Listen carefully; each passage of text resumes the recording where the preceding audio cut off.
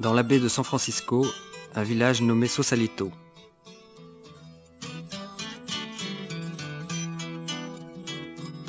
Un vieux bateau échoué appelé Valero.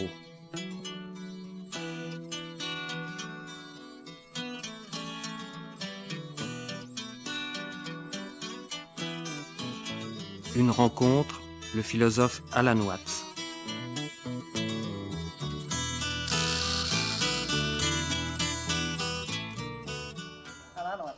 Alan Watts, comment peut-on vous définir? Je ne sais vraiment pas qui je suis. Je pense que chacun d'entre nous représente fondamentalement l'énergie de tout l'univers.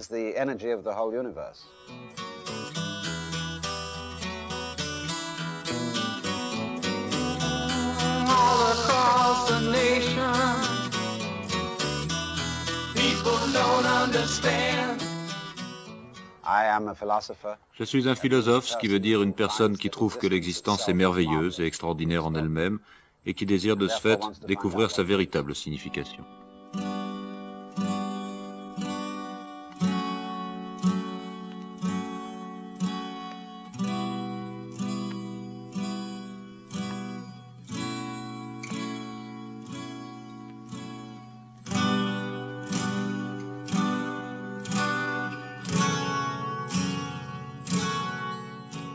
Le philosophe Alan Watts a été le maître à penser du mouvement hippie. Il demeure aujourd'hui un des penseurs des jeunes générations. Il a écrit plus de 20 livres, dont plusieurs sont traduits en français, et c'est cet ancien pasteur anglican devenu bouddhiste qui a fait découvrir la philosophie et la mystique orientale à la jeunesse.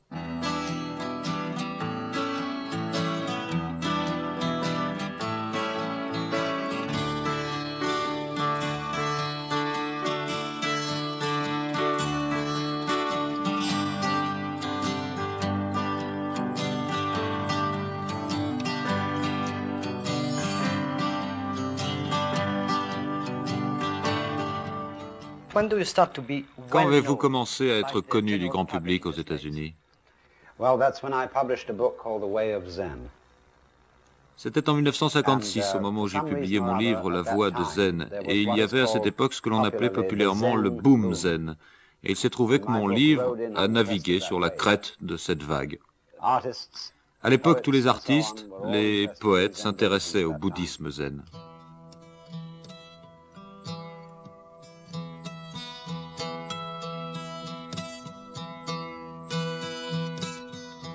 Il y a quelques années, vous aviez beaucoup participé au mouvement de la jeunesse en Californie. Vous en faites toujours partie. Je suis toujours en contact étroit avec les jeunes partout aux États-Unis parce que mon travail consiste en grande partie à faire des conférences dans les collèges et les universités. Entre les années 1944 et 50, j'étais aumônier à la Northwestern University et j'ai été surpris de voir combien au fur et à mesure des années, la qualité intellectuelle de nos universités s'était améliorée. Lorsque j'étais aumônier, la majorité des jeunes étaient groupés en associations ou fraternités, et leurs principaux intérêts étaient le football, les rendez-vous et la boisson. Pas le moindre intérêt pour autre chose. Je veux dire, il m'aurait été impossible à l'époque de réunir un groupe de 2000 étudiants pour pratiquer la méditation, un genre de yoga, ou pour chanter, ou pour assister à un cours sur la philosophie orientale. L'atmosphère de l'université est aujourd'hui complètement différente. J'ai peine à y croire. C'est comme si, en pressant sur un bouton, on s'attendait à un léger tintement et qu'on obtienne une explosion.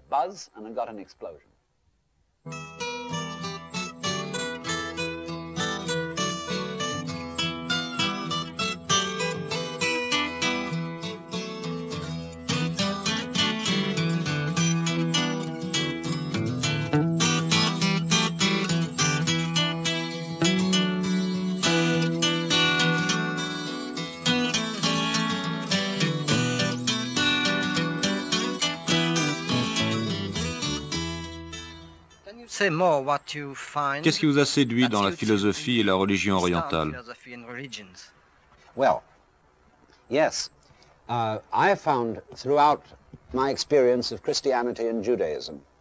J'ai trouvé à travers ma propre expérience de la religion chrétienne et judaïque qu'il s'agissait en fait de religions très loquaces, didactiques. En ce qui concerne le service religieux, par exemple, pendant la messe ou lors de n'importe quelle forme d'adoration chrétienne ou judaïque, l'officiant est toujours en train de dire à Dieu ce qu'il doit faire, comme si lui ne le savait pas.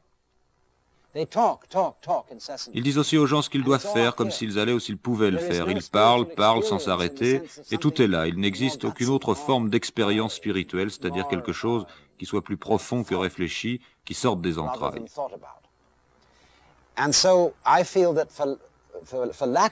Alors, à cause de cette carence, des religions manquent de force spirituelle à mes yeux. C'est très bien de dire aux gens d'aimer leurs voisins ou d'adorer Dieu, mais s'ils ne sont pas capables d'éprouver ces sentiments, comment pourraient-ils le faire? Parce que ces conceptions excluent le corps humain. C'est exact, lorsque les chrétiens rentrent dans une église, ils laissent leur corps au vestiaire. Et en Orient, c'est différent?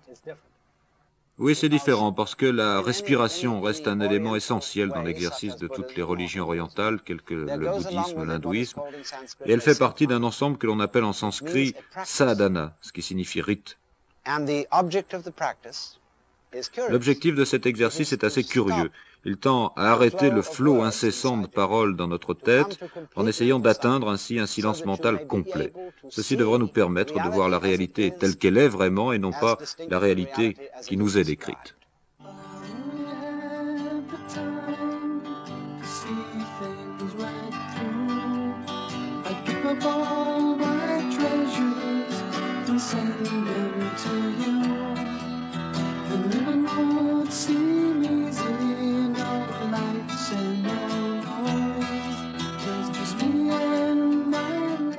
I don't make any differentiation between the mind and the body, and I don't even look at my body.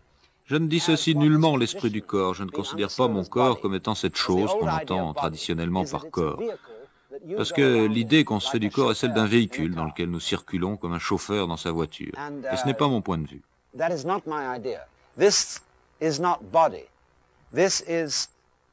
Cette façon de concevoir le corps, ce n'est pas le corps. Il est à mon avis un modèle exécuté par l'énergie de l'univers. Je ne sais pas s'il est physique, je ne sais pas s'il est spirituel, je sais seulement qu'il n'est pas permanent, comme la musique.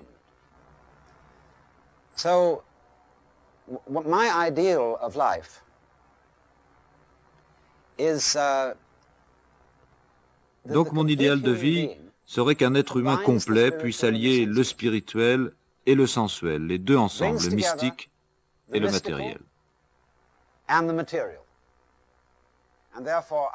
De ce fait, je suis moi personnellement d'une part fasciné par toutes les questions concernant le mysticisme religieux, le yoga, le bouddhisme zen, la pratique taoïste, etc. Et d'autre part, je reste un sensuel, j'aime la bonne chair, j'adore faire la cuisine, la compagnie des femmes m'enchante, et je n'ai absolument pas honte de tout ça.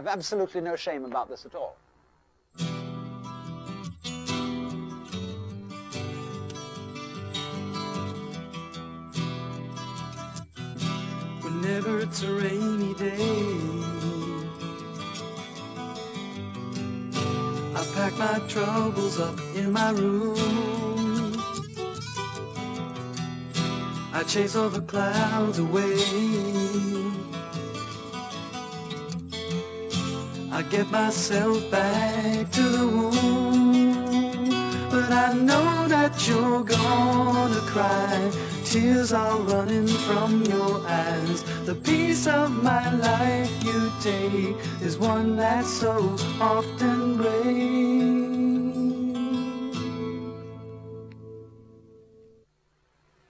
I'm very preoccupied with the quality of life because La qualité de la vie me préoccupe beaucoup parce que les Américains ont la réputation d'être des matérialistes.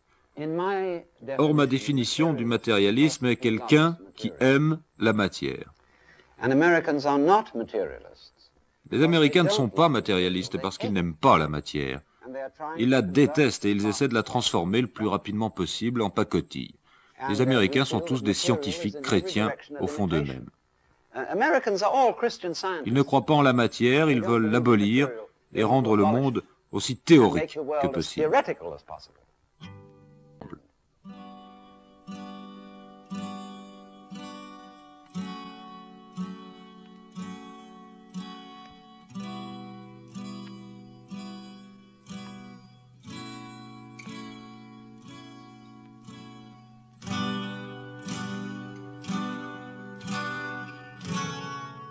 J'avais longuement parlé, et surtout en 1956, des rapports qui existent entre l'homme et la nature, entre l'individu et l'univers. Et j'avais acquis à travers mon expérience personnelle la conviction que nous avions une fausse conception de notre propre identité.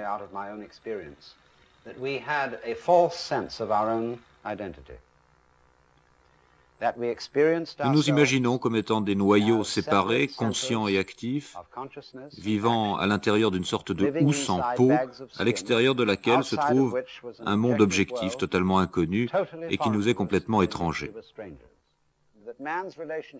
Les rapports qui lient l'homme à la nature ne sont pas un hasard, ce sont les mêmes que ceux qui relient les fruits à l'arbre.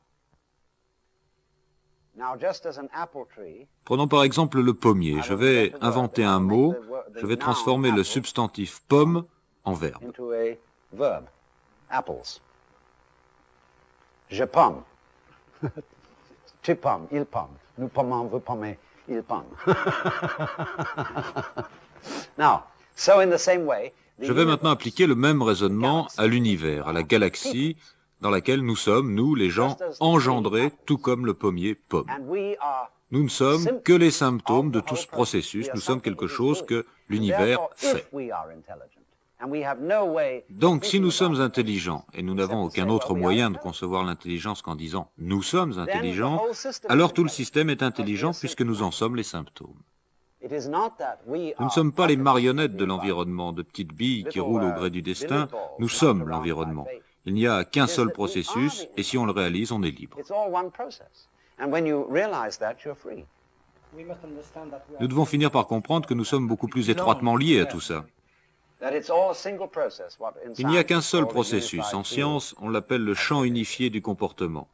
Donc, afin de pouvoir appliquer une technique écologique satisfaisante, il faut s'adresser à des gens qui non seulement savent, mais sentent qu'ils ne font qu'un avec leur environnement.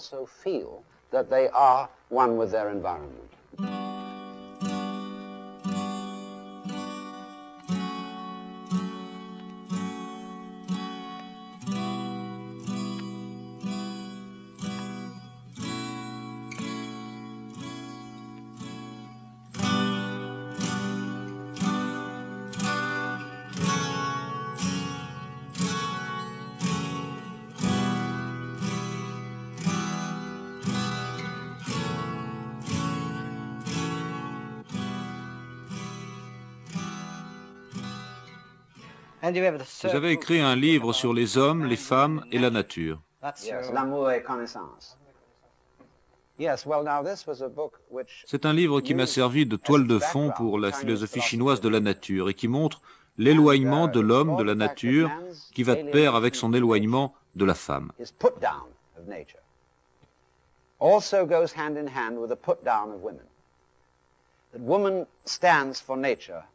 Dans la conscience mâle, la femme représente la nature, la mère nature, la terre.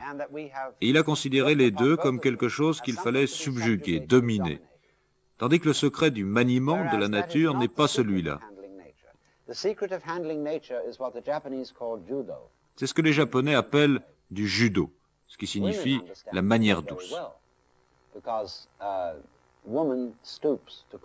La femme comprend très bien la signification du judo parce qu'elle travaille sans arrêt en profondeur pour conquérir. Elle est comme l'eau. Il est impossible de couper l'eau avec un couteau car elle ne présente pas de résistance. Le couteau passe à travers sans laisser de blessure. L'eau est la chose la plus puissante du monde à cause de sa force, de son poids, de son débit, de sa moindre résistance. Et les femmes ont été obligées d'apprendre tout ça parce que les hommes ont essayé de les dominer. And women have had to learn that because men tried to dominate them.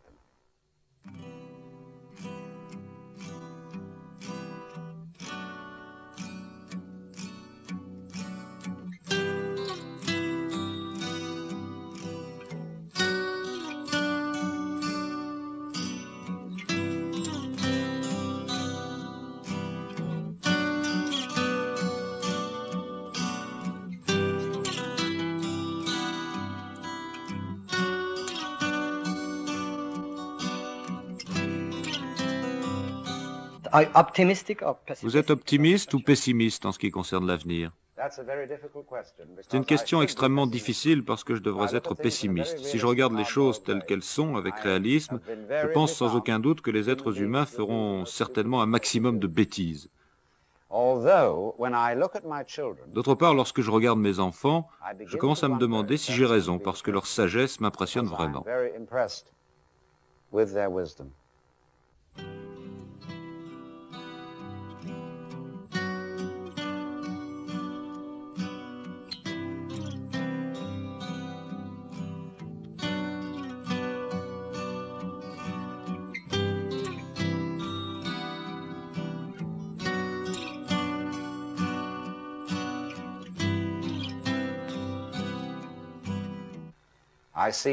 Je vois naître en eux une nouvelle sensibilité, une nouvelle sagesse, mais j'hésite à être enthousiaste au point de dire « nous commençons l'ère aquatique, de grands événements se préparent ».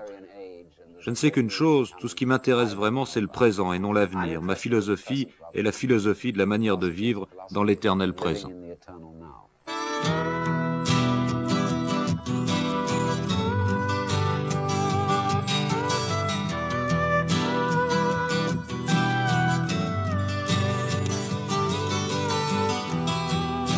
Whenever you were miles away,